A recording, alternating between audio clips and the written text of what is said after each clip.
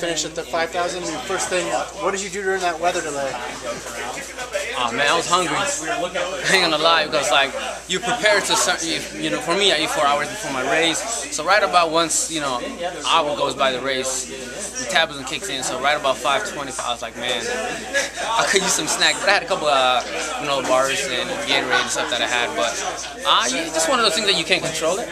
So you just gotta relax, kill the time, and maybe close your eyes a little bit, relax. And the only downside was that we didn't have estimation window. They didn't tell us that until about 6 o'clock. They were like, we're gonna expect to start around 7:30. So by then we had an idea we can do. You can snack, nap a little bit, but overall just kind of kill time. How were you into your warm-up already? Oh, yeah, I already finished my warm-up because we were about to go to the call room within about 7 minutes. And I was literally like, I grabbed my bag and I was walking out, and I get a phone call from coach. And coach is just like, oh, they're 15 minutes behind because the Steve hasn't even gone to the call room yet. So by then, just put my bags down and sat down. And he was like, just get off your feet until you hear further notice. So. Did it affect your performance at all, do you think? No, I don't think so.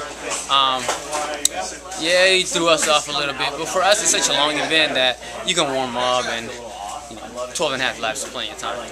I don't think so. Was the 5K always part of the plan, or was that a backup for the 15? No, originally the coach had me run. I think he didn't tell me, but he was planning to have me run a 15 prelims, 15 final, and then 5K. So we're a little behind fitness-wise, and it's a year to do kind of different things, and coach thinks we needed to do a little more work, so he thought he was best fit. Were you really upset after the 15, I heard? I wasn't upset. I was a little disappointed because I thought I had a good chance of making it.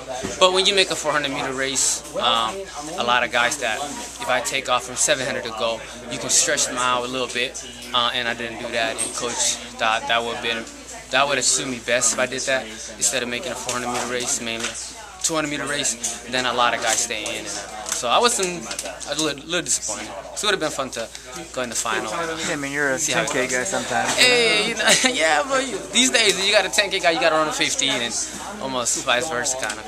And so why are you behind a little bit in fitness, you said? I got injured around December, so I was out December, January, and then most of February. I had an IT band that just kind of came out of nowhere and put me out for a while. So I had a good fall, and then I was at that chunk of 8-9 weeks of missing. So. What's next?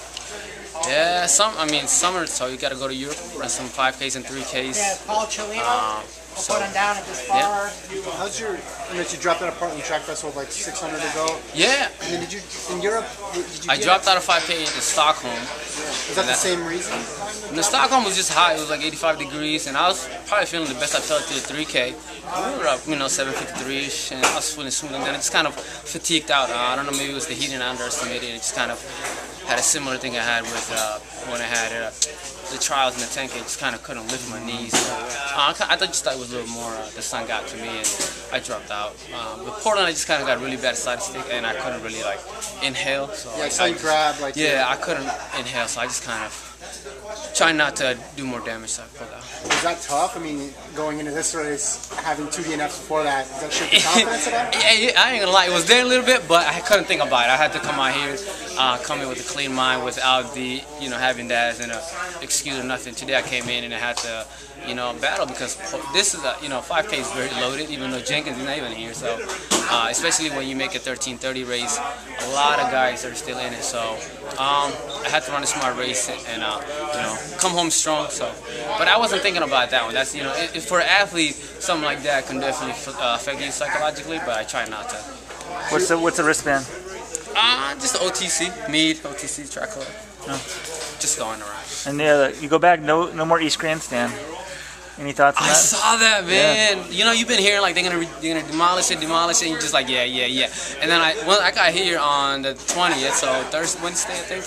And then you start seeing, on social media, mainly Instagram, that it's being torn down, and you're just like, damn, like it's actually gone. So once I get back in town, it's gonna be nothing there, because I live right by it, and I run by it all the time. So it's just gonna be empty and looks like a torn up place. You're gonna have to. You train at South. We train a lot here in South, so now we're gonna have to be in South a lot probably.